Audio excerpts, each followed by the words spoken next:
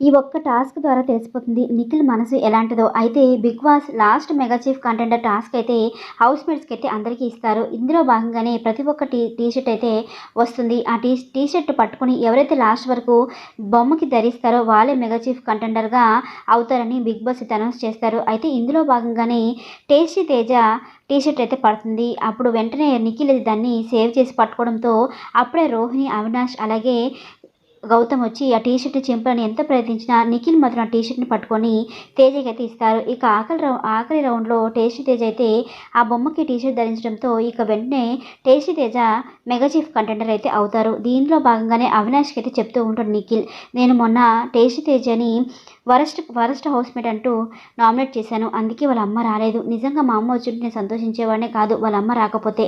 అప్పుడే వాళ్ళ అమ్మ అన్నారు, నువ్వు మెగా చీఫ్ అవ్వాలి నాన్న అని. అందుకే నేను ఆ మాట విని ఖచ్చితంగా టేస్టీ తేజకి సపోర్ట్ చేయాలని చెప్పి అనుకున్నాను. అందుకే టేస్టీ తేజకి సపోర్ట్ చేశాను. ఆ టేస్టీ తేజ ప్లేస్లో యష్మి ఉన్న, విష్ణు ఉన్న, ప్రేరణ ఉన్న సపోర్ట్ చేసేవాడిని కాదు. అలాగే పృథ్వీ ఉంటే ఖచ్చితంగా సపోర్ట్ చేసేవాడిని. నా ముందు ఒకటే గోలు, ఈసారి తేజ అలాగే పృథ్వీ ఇద్దరిలో ఎవరో ఒకరు మెగా చీఫ్ అవ్వాలని చెప్పి అనుకున్నాను. అందుకే సపోర్ట్ చేశానని చెప్పి చెప్తూ ఉంటాడు నిఖిల్. ఈ ఒక్క వీడియో ద్వారా నిఖిల్ మనసు ఎంత గొప్పదో అందరికీ అర్థమవుతుంది. ఇంకా తేజ నిఖిల్ దగ్గరికి వచ్చి థ్యాంక్ యూ బ్రో అంటూ గట్టిగా నిఖిల్ని హక్ చేసుకుంటాడు.